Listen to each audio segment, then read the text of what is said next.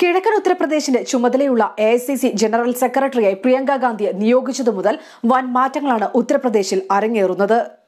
പ്രധാനമന്ത്രി നരേന്ദ്രമോദിയുടെയും നിതീഷ് കുമാറിന്റെയും ടീമിന്റെ കാര്യങ്ങൾ നിയന്ത്രിച്ചിരുന്ന പ്രമുഖർ പ്രിയങ്കയുടെ ടീമിൽ എത്തിയിരിക്കുകയാണ്. UPയിൽ പ്രചാരണം ഇതോടെ ശക്തിപ്പെട്ടിരിക്കുകയാണ്. മോദിയുടെ ടീമിന്റെ തന്ത്രങ്ങൾ ഒരുക്കിയ റോബിൻ ശർമ്മ പ്രിയങ്കയുടെ ടീമിലേക്ക് എത്തിയിരിക്കുകയാണ്. JDUവിന്റെ തെരഞ്ഞെടുപ്പ് വിദഗ്ധൻ പ്രശാന്ത് കിഷോറിന്റെ സിറ്റിസൺസ് ഫോർ അക്കൌണ്ടബിൾ ഗവർണൻസിന്റെ ഭാഗമായിരുന്നു അദ്ദേഹം.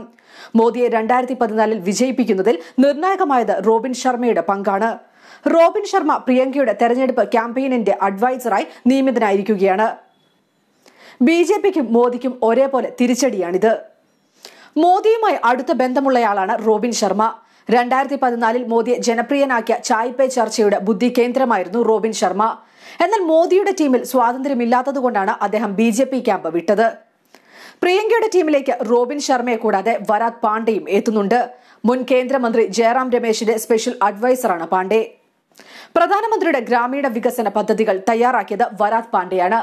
നിർമ്മൽ ഭാരത് അഭിയാൻ, UPA സർക്കാരിന്റെ കീഴിൽ ആധാർ G2P പേയ്മെന്റുമായി ബന്ധിപ്പിക്കുന്ന പദ്ധതികളും വരാത് പാണ്ഡെയാണ് അവതരിപ്പിച്ചത്. UPയിലെ ആൾക്കൂട്ട കൊല മുതൽ എല്ലാ കാര്യങ്ങളിലും വിശദമായ റിപ്പോർട്ട് നൽകാനാണ് പ്രിയങ്ക ഗാന്ധി ടീമിനോട് ആവശ്യപ്പെട്ടിരിക്കുന്നത്. ജനകീയ വിഷയങ്ങളിൽ പരിഹാരത്തിനായി തന്റെ ടീം അംഗങ്ങളും പാർട്ടി പ്രവർത്തകരും മുന്നിൽ തന്നെ ഉണ്ടാകണമെന്നാണ് നിർദ്ദേശം.